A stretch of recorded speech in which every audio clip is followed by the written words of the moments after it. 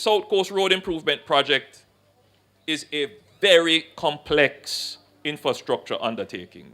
Any engineer who would have anything to do with the project would immediately explain to you the complexity. It is probably the most complex project that we have taken on.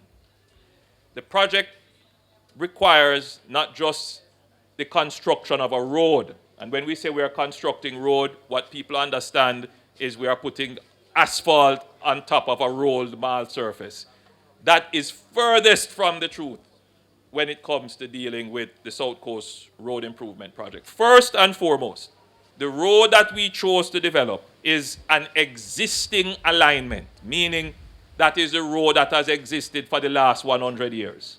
When you are going to do that, you have to then contend with all the facilities and housing that would have been developed along that road over that period of time. So it wouldn't have made sense to just repave the road without, for example, widening the road. That corridor is carrying about 14,000 vehicles per day. But the size of the road can only carry about 7,500 vehicles. But worse than that, that road is carrying traffic that is carrying all kinds of heavy vehicles because there is a very active mining industry in that area. So that road carries heavy trucks with aggregate. And the roads were not built for that.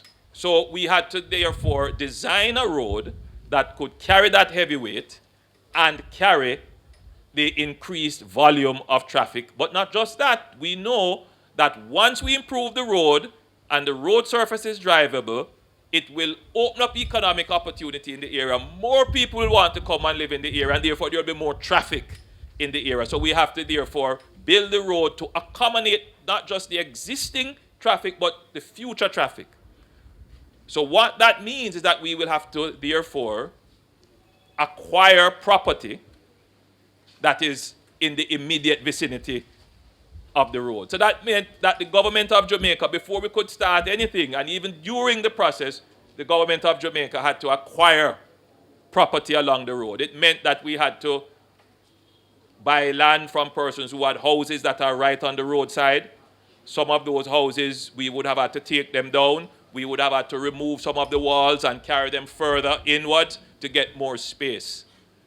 Now, you can imagine how complex a task that is to deal with each individual landowner. We have dealt with over 400 property owners. We have bought over 350 lots that we have had to make adjustments with or demolish in order to accommodate the new corridor.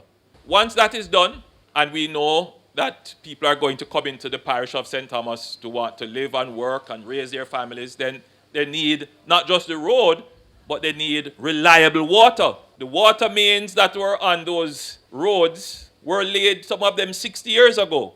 Any little shake happen on the road, those pipes break. 60 years ago, a pipe that had a diameter of this, today would have a carrying capacity of this. Because over time, the pipe would calcify. And the pipe would rot. So we had to take out all of those pipes. Over 140 odd kilometers of pipes were laid.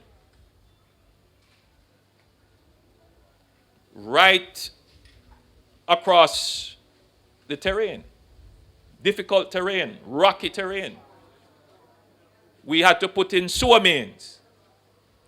And then we also, bearing in mind that today internet is almost a human right, we had to put in fiber optic cables. This is a very complex undertaking.